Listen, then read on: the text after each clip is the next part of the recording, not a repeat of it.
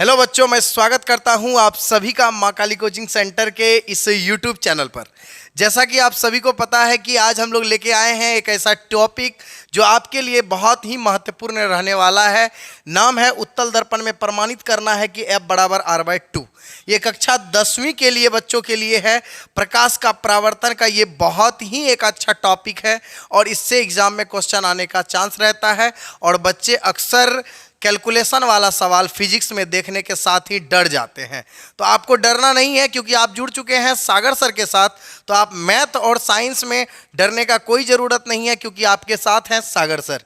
ठीक है, चलिए अब हम लोग क्या करते हैं, इस वीडियो को स्टार्ट करते हैं और अच्छे से इसको चलाते हैं कि आप लोगों को एकदम डिटेल से पढ़ाएंगे, कहीं आपको समस्या नहीं होने देंगे। और हाँ, जो हमारा पार्ट 1 वाला वीडियो इससे पहले जो अपलोड कर दिए हैं वो वीडियो नहीं देखे हैं तो वो वीडियो जरूर देख लें, क्योंकि उसमें हमने पढ़ाया है आपको अवतल दर्पण में प्रमाणित करें कि F बराबर R/2। पढ़ चुके होंगे, जो नहीं पढ़े हैं तो वो एकदम एक बार पढ़ लीजिए उसको, तब इसको पढ़िएगा और भी मज़ा आएगा। चलिए, तो आज अगर आप लोग वो वीडियो समझ चुके हैं तो आज इसमें भी समझने में आपको समस्या नहीं होगा। ठीक है, तो चलिए हम लोग आगे बढ़ते हैं। चलिए, जैसा कि आप सभी को पता है कि मिशन 450 प्लस के साथ आप लोग जुड़ चुके हैं, जिसमें कि आज हम लोग पढ़ने वाले हैं उत्तल दर्पण में प्रमाणित करें कि F बराबर R/2। ठीक है, उत्तल दर्पण में वक्रता त्रिज्या और फोकस दूरी के बीच संबंध भी स्थापित करेंगे। दोनों का नाम एक ही चीज़ है, बस अंतर यही है इसमें फॉर्मूला लिख दिया है, इसमें फॉर्मूला नहीं लिखा है, लेकिन बात दोनों का सेम ही है। चलिए, अब इसको हम लोग क्या करेंगे, इससे बनाएंगे। सबसे पहले जैसा कि हम लोग अवतल दर्पण में किए थे सेम वही काम करेंगे, लेकिन इस बार इसमें बनाएंगे कौन सा दर्पण, तो उत्तल दर्पण। कौन सा दर्पण बनाएंगे, उत्तल दर्पण। और उत्तल दर्पण आप सभी को पता है कि कैसे बनाया जाता है। इसमें अंदर के तरफ से कलर रहता है। ठीक है, कलर किधर से रहता है, अंदर के तरफ से। और ये हो गई लाइन, यहां पर हो गया ध्रुव P, ये हो गया फोकस F, और ये हो गया वक्रता त्रिज्या C। ठीक है, और इसमें क्या है कि सेम जैसा उसमें पढ़े थे इसका भी नाम वही रखेंगे। M1 एक अवतल दर्पण है, उत्तल दर्पण सॉरी, एक उत्तल दर्पण है M1। और इसमें है कौन सी कि एक आपतित किरण इधर से आएगी, और आपको पता होना चाहिए कि उधर से कलई किया हुआ है, पेंट किया हुआ है। तो फोटो हमें यानी किरण जो आएगी, किरण किधर से आएगी, इस साइड से। लेकिन आप देखे होंगे जो अवतल दर्पण था, अवतल दर्पण में क्या था कि कलर अंदर से नहीं बाहर से किया हुआ था। इसका मतलब हमारा किरण इधर से आ रहा था। समझ में आ गया, ये चीज़ समझ में आ चुका है। चलिए अब इसको बनाते हैं। तो हम लोग क्या करेंगे, AB आपतित किरण है। AB कौन सा किरण है, आपतित किरण है, जो कि दर्पण से परावर्तन के बाद, और आप सभी को पता होना चाहिए कि अवतल दर्पण करती क्या है कि किरण को बाहर की ओर फैला देती है। किरण को क्या करती है, बाहर की ओर फैला देती है। ठीक है, और इसको हम लोग अच्छे से थोड़ा सा नोटिस कर लेते हैं। ठीक है, इसको हम साइड कर देते हैं, फिर आप लोग समझिएगा अच्छे से।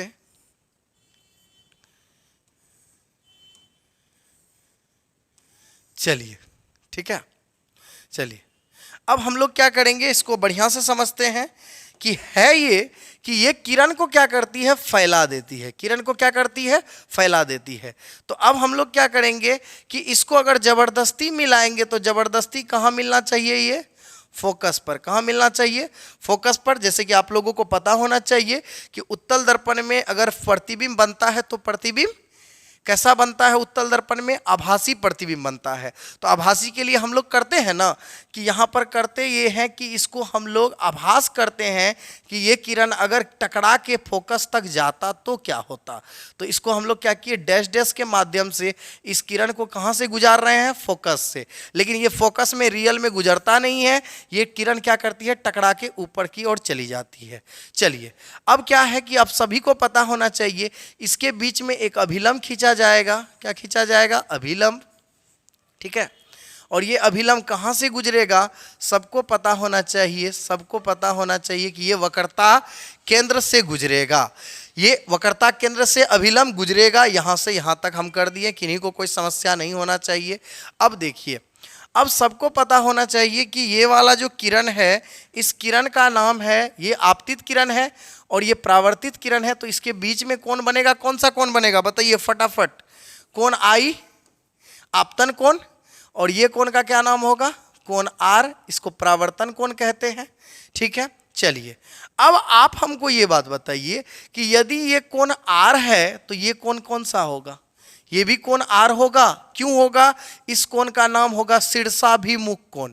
आपको पता होना चाहिए कि अगर दो लाइन क्रॉसिंग है तो ये कोण अगर 8 डिग्री है या 50 डिग्री है, कुछ भी है, तो ये भी कितना होगा 50 डिग्री। क्यों, क्योंकि ये दोनों कोण आपस में कौन सा कोण है, शीर्षाभिमुख कोण है। समझ में आया, यानी इसका मतलब है कि अगर ये कोण आर है तो ये भी कोण कौन सा होगा, आर होगा। कौन सा होगा, आर होगा। क्यों होगा, क्योंकि शीर्षाभिमुख कोण से। चलिए ये सब का चर्चा बाद में करेंगे, पहले जो जो माने हैं उस चीज को हमको लिखना है, तो उस चीज को हम अच्छे से लिखेंगे।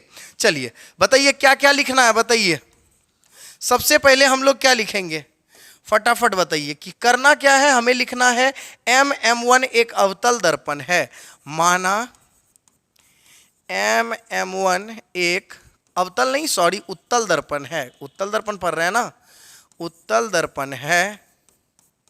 ठीक है, उत्तल दर्पण है। फिर उसके बाद हम लोग क्या लिखने वाले हैं, उसके बाद हम लोग लिखने वाले हैं जिसमें P ध्रुव, F फोकस, C वक्रता केंद्र है। जिसमें P ध्रुव, F फोकस, C वक्रता केंद्र है, वक्रता केंद्र है। ठीक है, यहां तक लिख दिए। अब लिखेंगे ये मुख्य अक्ष है, मुख्य अक्ष के समांतर AB आपतित किरण है। मुख्य अक्ष के समांतर AB आपतित किरण है, आपतित किरण है जो परावर्तन के बाद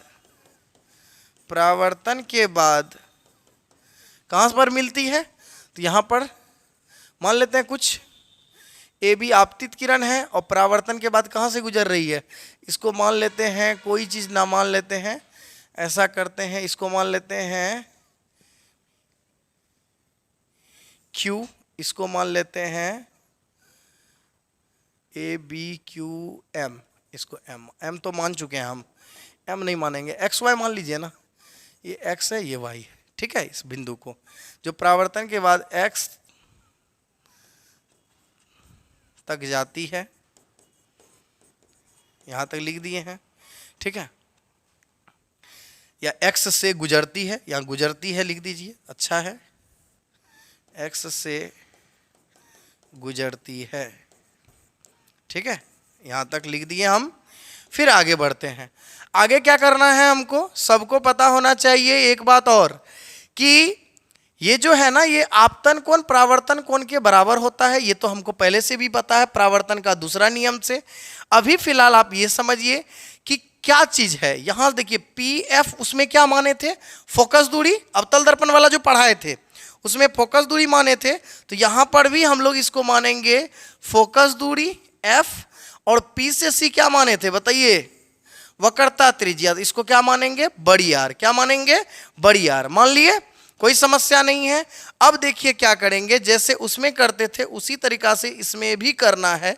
कैसे करना है, तो ध्यान से देखिए, इसमें भी वही बात लिखेंगे जो बात उसमें लिखा करते थे। चलिए इसमें लिखेंगे जो बात उसमें लिखे थे, वही बात इसमें भी लिखना है हमें, कि PF फोकस दूरी है, तो लिखेंगे फोकस दूरी PF बराबर F, और वक्रता त्रिज्या PC बराबर बड़ी आर। सिद्ध क्या करना है, सिद्ध करना है कि F बराबर R/2, F बराबर क्या, R/2 सिद्ध करना है। कर लेंगे सिद्ध, अब सिद्ध होगा। कैसे सिद्ध होगा, तो अब देखिए अब कैसे सिद्ध होता है, समझिएगा, अच्छे से समझना है बच्चा पार्टी। ठीक, आप जुड़े रहिए और देखिए कितना बढ़िया से आपको हम समझा रहे हैं। सबसे पहले आप हमें ये बात बताइए कि ये जो C यहाँ B है, ये क्या है? B है। CBF जो होगा, ये CBF ये बराबर होगा किसका? XBY का। ठीक है, तो लिखेंगे कोण CBF जो होगा, CBF जो होगा ये XBY का बराबर होगा। कोण XBY के बराबर होगा। क्यों बराबर होगा? तो शीर्षाभिमुख कोण से, शीर्षाभिमुख कोण से। ठीक है, अब CBF बराबर XBY का मान कितना है? XBY का मान कितना है? कोण R, तो ये भी हो जाएगा कोण R। क्या यहां तक समझ में आया ये लाइन कि CBF हमारा कितना हो गया? कोण R। कोण कितना हो गया? R।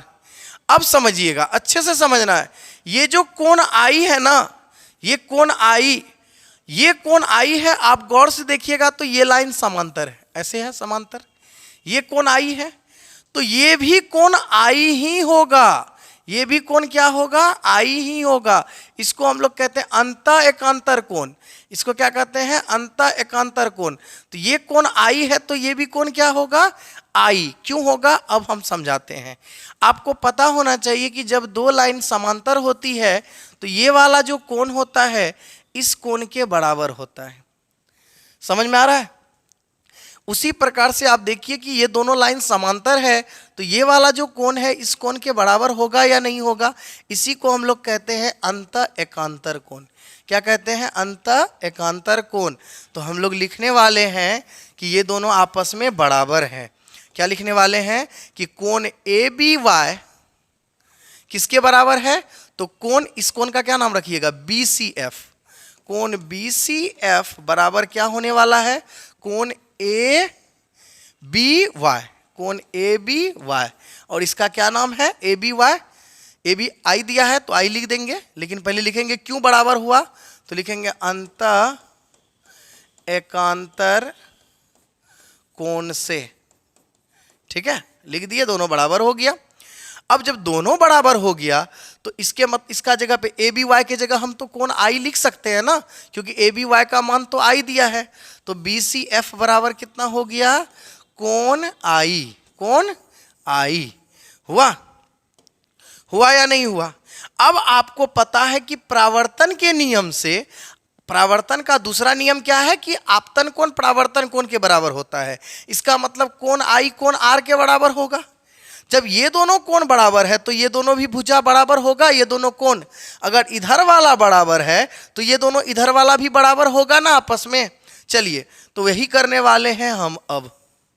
ठीक है, अब लिखने वाले हैं कि अतः कोण I बराबर कोण R होता है। क्यों? परावर्तन के नियम से, परावर्तन के नियम से। तो इसका मतलब है कि ये दोनों भुजा भी बराबर होगा, अर्थात कोण BCF बराबर होगा कोण BC, ये CBF का, कोण CBF का। अब सबको पता होना चाहिए बच्चा पार्टी, पता ये होना चाहिए कि आप सभी को ये पता होना चाहिए। इससे पिछला वाला जो वीडियो था उस वीडियो में हम बताए थे कि जब दो कोण समान होती है, ये कोण R है, ये कोण I है, तो ये भी कोण I हो चुका है। जब दो कोण समान होती है तो उसके सामने की भुजा क्या होती है? समान होती है। तो इस कोण I के सामने में कौन भुजा है? BF। ये B है ना, ये क्या है? ये B है। यहाँ पर क्या है? B है। तो इसका मतलब है कि इस कोण के सामने वाली भुजा है BF। ठीक है, और ई कोण R के सामने में कौन भुजा है? CF। क्या है? CF। इसका मतलब BF जो होगा CF के बराबर होगा। इसका मतलब हम लिखेंगे, ठीक है, यहां लिखेंगे समान कोण का सम्मुख भुजा समान होता है तो क्या होगा?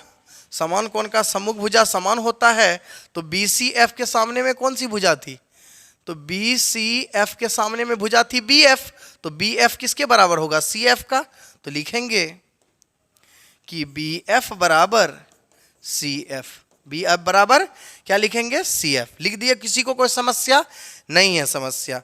अब देखिए, अब हम क्या करने वाले हैं? अब हम लोग करने क्या वाले हैं, अच्छे से समझना है कि एक बात बताइए कि जिस प्रकार वहाँ पर हम आपको बताए थे कि ये जो P होता है ना, ये B के काफ़ी निकट होता है। अभी ना हम दूर किए हैं, लेकिन ये लाइनिंग काफ़ी नज़दीक होता है, बहुत सारी किरणें आती हैं, तो B जो है P के बहुत निकट होता है, तो B के जगह हम P भी लिख सकते हैं। तो इसका मतलब हम लिखेंगे यहाँ पर क्या? यहाँ पर हम लोग क्या लिखने वाले हैं कि B बिंदु P के बहुत निकट है, B बिंदु P के निकट है। अब कोई चीज निकट है तो इसका मतलब वो आसपास है, तो B के जगह हम P लिख सकते हैं, अर्थात PF बराबर CF हो चुका है। अब क्या करेंगे? दोनों तरफ PF को जोड़ देंगे। दोनों तरफ PF जोड़ने पर, क्या करने पर? जोड़ने पर। अब PF इधर पहले से था, एगो PF और जोड़ दिए, ठीक है। इधर CF है, इधर PF भी जोड़ दिए। अब देखिए क्या क्या हुआ। अब देखिए PF PF 2F 2PF हो गया, ठीक है। CF और PF को जोड़िए तो क्या होता है देखिए तो। अब इस फोटो में देखिएगा आप, तो इस फोटो में देखिएगा कि CF और PF को जोड़िएगा, गौर से देखिए यहाँ पर CF और PF को जोड़िएगा तो क्या होगा? PC। क्या होगा? PC, क्योंकि आधा आधा पूरा, तो इसका पूरा का क्या नाम होगा? PC। तो इसका मतलब हम इसके जगह पे लिख सकते हैं, इसके जगह पे हम लिख सकते हैं क्या? तो PC। क्या लिख सकते हैं? PC। तो यहाँ लिखने वाले हैं हम PC, इसके जगह पे लिखेंगे PC। अब 2PF का मान क्या माने थे? फोकस दूरी F, और PC का मान शुरू में क्या माने थे? फटाफट बताइए, R। तो हो गया ना, 2 गुना में इधर आया तो भगा में, F बराबर R/2 हुआ। आप देखिएगा तो दोनों का प्रोसेस सेम है, दोनों का प्रोसेस सेम है, सिर्फ एंगल का शुरुआती थोड़ा चेंजिंग है, बाकी हर चीज वही है। अगर आप वो वाला समझ गए तो इसको समझने में कहीं समस्या नहीं होगा। अब बताइए कि आपको कहीं समस्या भी है, कमेंट के माध्यम से आप कीजिए, और आपको जो बच्चा अभी नोट नहीं किए हैं वो स्क्रीनशॉट के माध्यम से नोट कर लेंगे, ठीक है, क्योंकि काफ़ी इम्पॉर्टेंट टॉपिक रहता है एग्ज़ाम के लिए, और एग्ज़ाम में अक्सर पूछा जाता है। तो आप लोग एक बार नोट कर लीजिए, ठीक है, एक बार इसको नोट कर लीजिए, स्क्रीनशॉट ले लीजिए, ठीक। इधर का ले लिए हैं स्क्रीनशॉट, अब थोड़ा इधर वाला भी ले लीजिए, ठीक, ले लिए। चलिए फिर ये वाला ले लीजिए, चलिए ये भी हो चुका है। चलिए अब आपका हम समझ चुके हैं कि आपका देखिए अवतल दर्पण वाला करवा दिए थे वीडियो, और आज देखिए उत्तल दर्पण वाला भी आपको करवा दिए। तो देखिए दोनों आपको करवा चुके हैं। अब आपका जिम्मेदारी है कि आप इसको कैसे जल्दी से जल्दी कमांड करते हैं। अगला वीडियो हम लोगों को लेके आए हैंगे, दर्पण सूत्र को प्रूफ करने वाले हैं, तो एकदम जम के तैयारी करना है। और हम कह दिए हैं आप सभी को कि मिशन 450 प्लस की फुल्ली गारंटी है और वो आएगा। चलिए आज के लिए इतना ही, धन्यवाद।